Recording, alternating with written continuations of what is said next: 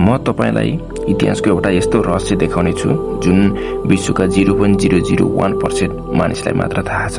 यो रहस्यले पुरै इतिहासको कथा नै बदल्न सक्छ। तपाई सोच्न सक्नुहुन्छ के यो के होला? तयार हुनुहोस्, किनभने यो तथ्यले तपाईलाई अचम्म पार्नेछ। इतिहासका पुस्तकहरूमा हामीले पढ्ने कुरा आधा सत्य मात्र हुन्छ। धेरै घटना, राजा, साम्राज्य र युद्धको छिपिएका तथ्यहरू छन् जसलाई केही बौद्धिक व्यक्तिहरू, अनुसन्धानकर्ताले मात्र जान्दछन्। आज म तपाईलाई यस्ता छिपिएका सत्यहरू देखाउने छु जुन धेरैलाई थाहा छैन। तयार हुनुहोस्। नम्बर 1 मा छ हराएको सभ्यता। सन् 1000 भन्दा पहिले आजको इतिहासमा उल्लेख नभएको एउटा विशाल सभ्यता थियो। यस सभ्यताले अत्याधुनिक प्रविधि र वास्तुकला प्रयोग गर्थे। तिनीहरूको सहरहरू अहिले धराशायी छन्, तर उनीहरूको ज्ञान हाम्रो आधुनिक विज्ञान भन्दा हजारौं वर्ष अघि थियो। के तपाईँ जान्नुहुन्छ? केवल केही वस्तुहरू मात्र बचेर आएका छन्। यी वस्तुहरू केही संग्रहालयमा राखिएका छन्। यस सभ्यताले गुरुत्वाकर्षण, ऊर्जा नियन्त्रण र उन्नत चिकित्सा विज्ञान जान्दथे। तर किन इतिहासले यो लुकाइयो? यो प्रमाणहरू, ढुङ्गा लेख र भूमिगत अवशेषले पुष्टि गर्छ। त्यस्तै नम्बर 2 मा छ प्रसिद्ध राजा र लुकाइएको ज्ञान। इतिहासमा देखिने राजा र विजेता सबैले देखाएर जस्तो थिएनन्।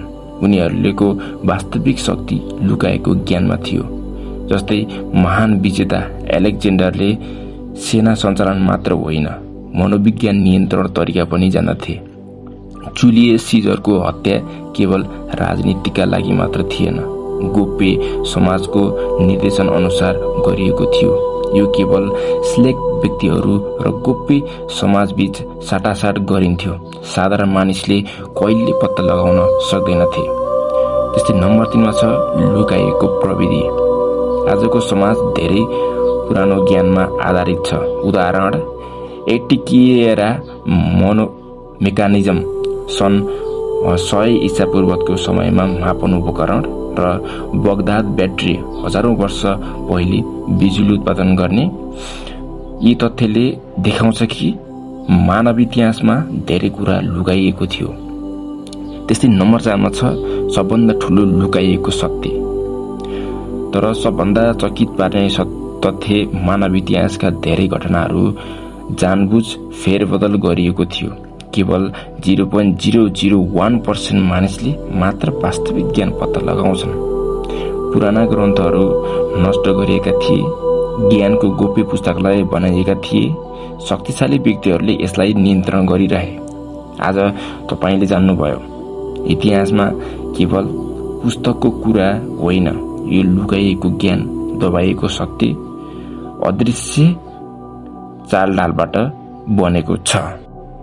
हजुरलाई आजको भिडियो कस्तो लाग्यो? कृपया राय सुझाव दिन नभुल्नुहोला। यदि कुनै शब्दहरू नबुझेको खण्डमा कमेन्ट गर्न नभुल्नुहोला। त्यसको वास्तविक कुरा म भनिदिनेछु। मेरो च्यानललाई सब्स्क्राइब गर्न नभुल्नुहोला, किनभने यस्तै ज्ञान, ब्रेन पावर इम्प्रुभ गर्ने खालको भिडियोहरू हजुरको सामु लिएर आउनेछु। मेरो केही कमजोरी भएको भने माफी दिनुहोला।